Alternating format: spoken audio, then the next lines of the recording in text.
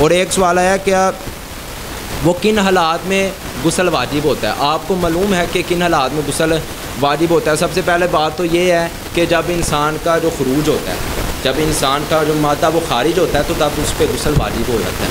اسی طرح دوسرا اصول جس پہ غسل واجب ہوتا ہے، اگر کوئی کافر مسلمان ہوتا ہے تو اس پہ بھی غسل واجب ہو جاتا ہے شریعت کے نزدیک. اس کی دلیل کیا ہے؟ صحیح البخاری کے اندر حضرت قیس بن عاصم رضی اللہ تعالیٰ عنہ بیان کرتے ہیں کہ جب میں دورہ جہالیت کو چھوڑ کر، دورہ جاہلیت کفر کو چھوڑ کر جب رسول اللہ کی ذات اقدس میں آ کے میں نے کلمہ پڑھا تو رسول اللہ نے مجھے سب سے پہلے حکم دیا تھا، ارجی، واپس جا اور غسل کر، واپس جا اور غسل کر. اگر کوئی کافر بندہ مسلمان ہوتا ہے، اسلام لاتا ہے، تو اس کے لیے ضروری ہے کہ وہ غسل کرے. یہ طریقہ. اور اسی طرح ایک تیسرا، جب میاں بیوی ہم بستری کرتے ہیں تو تب بھی غسل واجب ہو جاتا ہے. اور آخری طریقہ اور آخری اصول کے جس پر غسل واجب ہو جاتا ہے وہ یہ ہے کہ جب ختنے، جب آپ شرمانے والی بات نہیں ہے، دین کے اندر کوئی شرم نہیں ہے.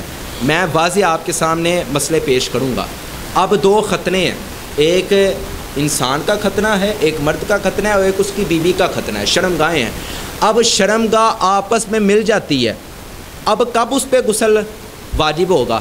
اب جب اس کا خروج ہوتا ہے تب اس پہ غسل واجب ہوگا، جب اس کا مادہ خارج ہوتا ہے تب اس پہ غسل واجب ہوگا، یا پھر شرمگاہ آپس میں مل جاتی ہے تب غسل واجب ہوگا؟ محترم احباب گرامی، اس سوال کا جواب صرف اتنا سا ہے، رسول اللہ کی صحیح حدیث ہے، صحیح البخاری میں بھی اور صحیح مسلم کے اندر بھی ہے، کتاب الغسل کے اندر پیغمبر کی واضح حدیث ہے کہ نبی علیہ السلام نے فرمایا جب دو ختنے، میاں اور بیوی کی شرمگاہ جب آپس میں مل جاتی ہے، ایک دوسرے کے اندر داخل ہو جاتی ہے، خروج مادہ خارج ہو یا نہ ہو، ان پہ غسل واجب ہو جاتا ہے، ان پر غسل واجب ہو جاتا ہے.